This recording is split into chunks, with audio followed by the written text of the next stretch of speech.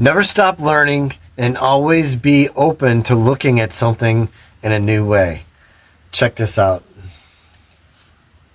Y'all, I just discovered something in the Bible that was so good I could barely stay in my seat. So the Bible only gives us one story about Jesus being a kid. But what if I told you this story actually has more to do with you than it does his age? So make sure you're paying attention, because this text may just reveal something about yourself that you didn't even know. So in Luke chapter 2, 12-year-old Jesus and his parents are in Jerusalem for the festival of the Passover. After the festival was over, while his parents were returning home, Jesus stayed behind, but his parents were unaware of it. Now watch this. Verse 44 says, thinking he was in their company, they traveled on for a day. Then they began looking for him among relatives and friends. But when they did not find him, they went back to Jerusalem to look for him. Now this is where it gets good. Notice when they lost Jesus, it's when they were returning to their place of comfort. In other words, they didn't make communication with God a priority since they knew where they were headed. Now watch this. The text says they went on for a day and were unaware of Jesus not being with them. Now I don't have kids, but I'm sure losing one is scary. So how did they manage to lose Jesus? The same way you do when you stop making proximity a priority and you desire destination over devotion. Upon returning to the That's really deep. He said, when you desire destination over devotion. He might have the same point I'm getting ready to say. He might have a slightly different point. But I wanted to point out that he said they were comfortable even though Jesus wasn't present.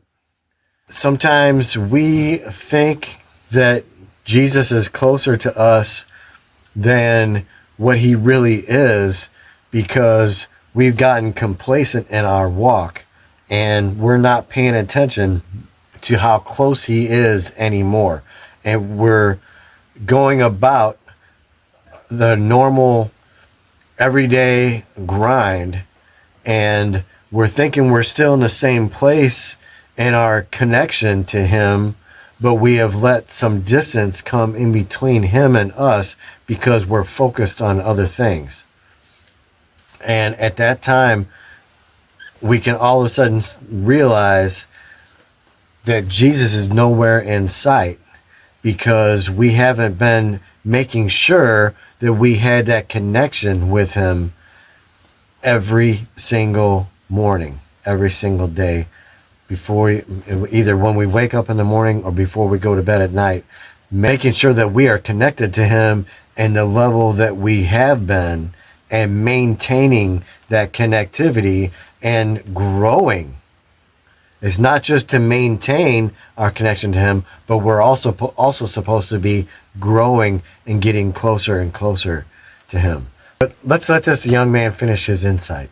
temple courts, they finally found Jesus, and his mother said to him, "Son, why have you treated us like this? Your father and I have been anxiously searching for you." Now watch his response. Jesus said, "Why were you searching for me? Didn't you know I had to be in my Father's house?" Now remember, anytime God asks a question, it's not so he can figure something out about you, it's so you can figure something out about yourself. So why would Jesus say that? Because you have to remember, Jesus is 12 years old, and these are his parents. So in essence, they are closer to him than anyone else. So Jesus asked this question to influence a moment of reflection, but not just to his parents, to me and you as well. What he's saying is, you claim you know me so well, but you being anxious about this situation is an indication that you don't know me as well as you say you do. Because if you did, you would know that there's nothing to worry about. So I'm gonna tell you this, I'm through. Maybe it's been hard for you to hear from God because he's in the last place you left him after the decision you made without him. And you can go from person to person, but you will never receive the peace you're looking for until you return to Jesus.